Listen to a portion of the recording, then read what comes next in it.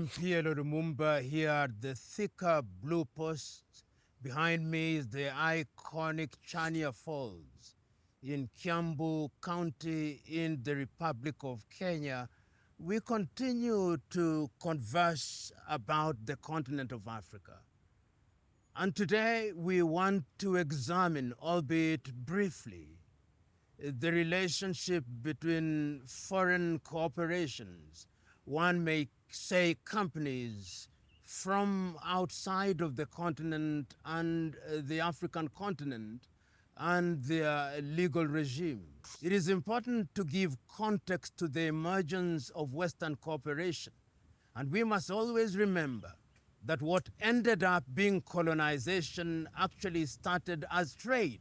So that when the British started coming to East Africa, and indeed the rest of Africa, they came in under companies. The same was true of the French, as it was true of the Portuguese, as it was true of the Germans, as it was true of the Italians. And of course, after they met in Berlin, the whole enterprise of partition of Africa was to create spheres of influence, to have presence in different sectors of the economy. The major sectors of the economy in those early days were in agriculture, so that you found many companies in the western part of Africa engaged in the planting of cocoa, in the planting of rubber, and in East Africa, the concentration was on tea and coffee and sisal, and in certain parts there was even sisal and rice. All these was during the period when agriculture was the mainstay of African economies. After that, they went into other sectors. They went into the mining sector, and you find quite a number of companies from different parts of the world, Acacia, Barrick, Glencore, and when oil came, of course, we now have Total Energies, ExxonMobil, Shell BP, Rubies, and all these other companies. And when mobile telephony came, we then have Vodafone, you have Tigo, you have Orange from France. So that when we talk about Africa, you see a continent that has, in a manner of speaking, been invaded by Western companies. And of course, we also have other companies such as Apple who are involved in mobile telephony. And today, we are also in the retail sector. If you look at the supermarket environment in Africa, we have companies such as Carrefour, which originally was French, in the transportation companies such as Uber or Bolt, or in the security company we have G4S, we have K Gadaworld, which is from Quebec in Canada. We have transport companies even involved in our motorcycle space, such as Glovo of Spain. These are all corporations that are in Africa. And if one thought that colonization was over, and if one thought that neo-colonization was over, the new neo-colonization is in form of companies and in form of commerce, which is being undertaken by these companies. How do we African countries deal with such corporations? Do we have legal regimes that are capable of dealing with them?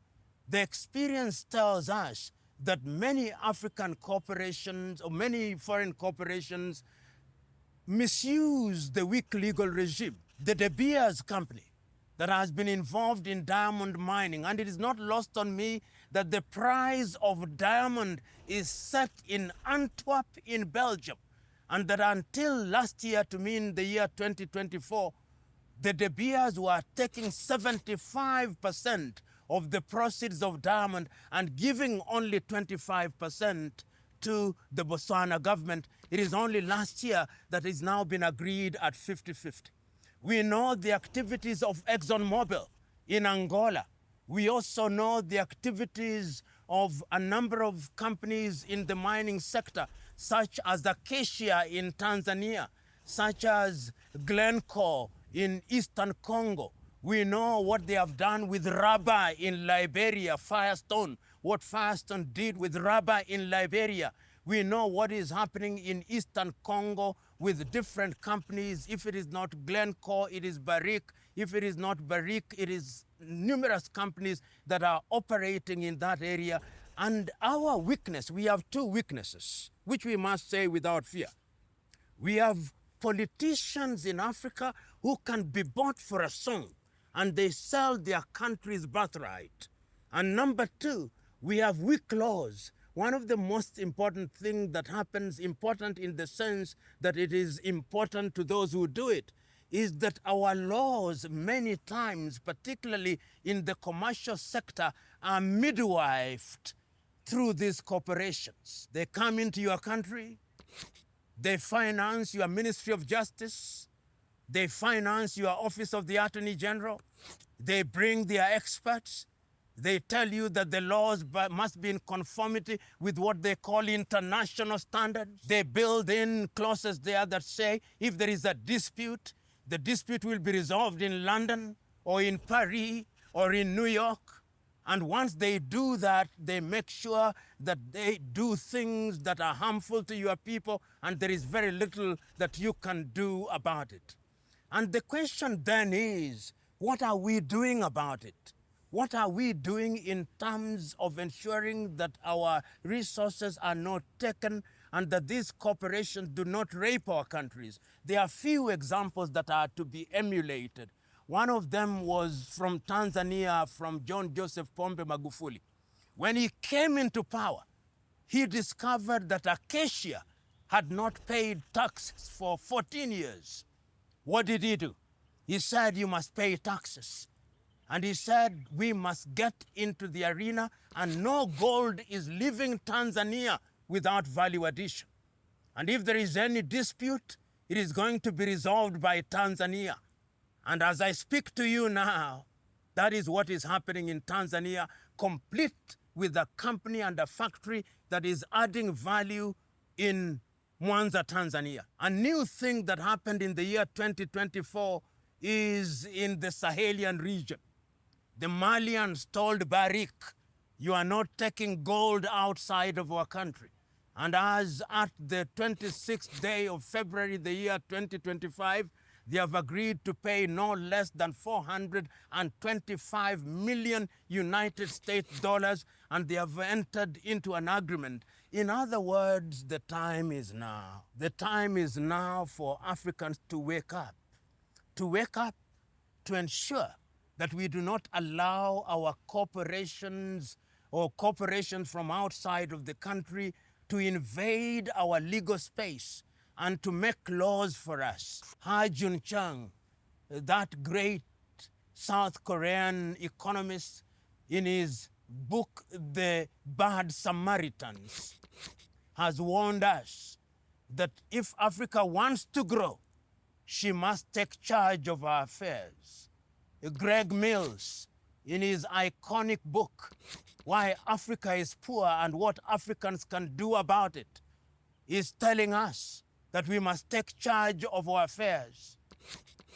That great Zambian girl, Dambisa Moyo, tells us in her book, Winner Take All, The Rise of China and India in Africa, that Africa must wake up. And she repeats it in her book, Dead Aid, so that the positive message is out there. We must now begin to ask ourselves, this thing called international commercial law, for whom is it international? For whose benefit is it international? And how is it ensuring that we use our resources in an effective manner?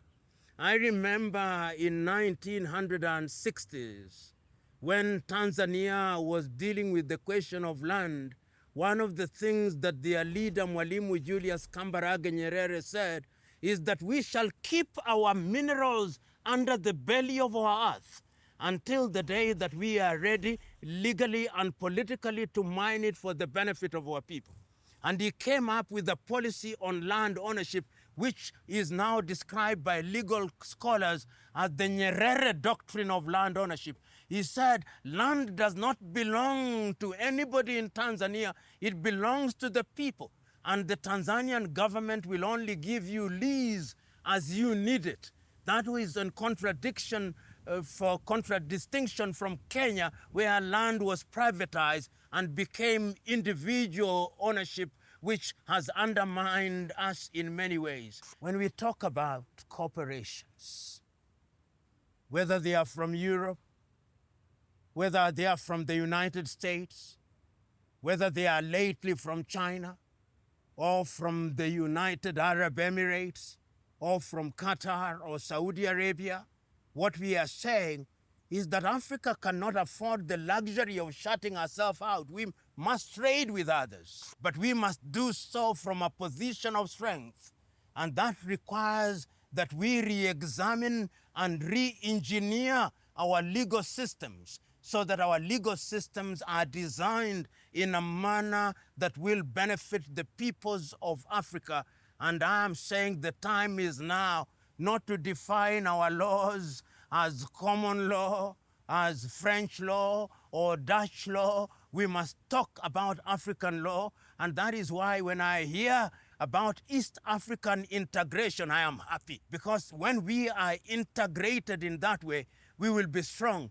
When I hear about the Africa Continental Free Trade Area and Africa Agenda 2063, I am happy. Because when we are united as one whole, as the continent of Africa, with one uniform law that speaks to the manner in which we shall relate to Western or Eastern corporations, we will then be negotiating from a position of strength.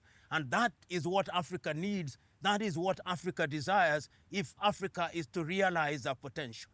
And I'm suggesting that it can be done because a number of African countries have started to do that.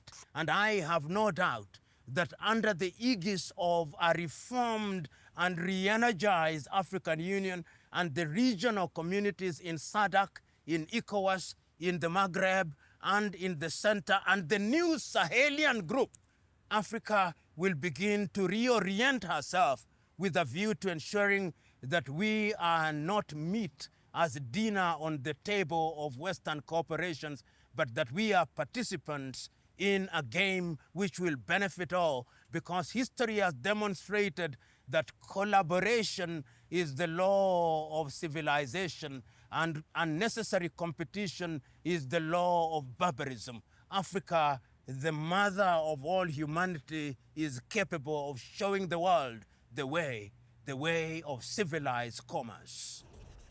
Brothers and sisters, this mother continent, as Pliny the Elder once said, something new always comes out of the continent of Africa. We continue our conversation, but we say bye-bye to come back again as we continue the conversation. Thank you, and be blessed.